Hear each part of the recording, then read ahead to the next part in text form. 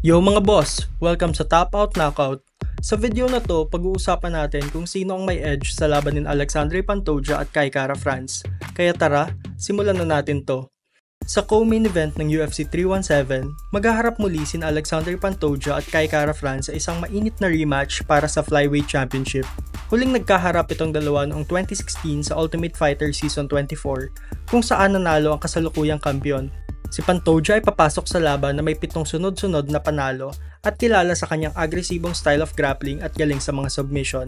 Samantalang si Kara-France naman ay isang knockout artist mula sa New Zealand, kilala naman sa kanyang one-punch knockout power. Ang huling laban ni Pantoja ay noong December 8, 2024 kung saan nakalaban niya si Kai Asakura, isang Japanese fighter na isa ring knockout artist at bago pumasok sa UFC ay bantamweight champion sa Rizin. Sa laban na to, pinakita ni Pantoja ang kanyang husay sa grappling at sinubmit si Asakura via rear naked choke sa round 2 ng kanilang laban.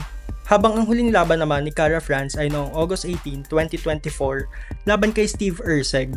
Pinakita ni Kara-France ang kanyang lakas at bilis dahil tinapos niya agad ang laban via TKO sa first round. Sa laban na to, asahan natin na si Pantoja ay gagamit ng kanyang wrestling at ground game para kontrolin ang laban. Samantalang si Kara-France naman ay tiyak na maghihintay ng tamang pagkakataon para makabigla gamit ang isang malinis na suntok na pwedeng tapusin ang laban agad.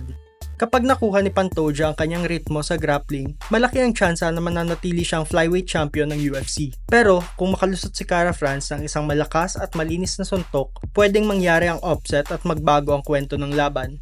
Prediction ko? Tatama si Kara-France ng isang malinis na suntok na agad magtatapos ang laban. Mga round 2 mga boss.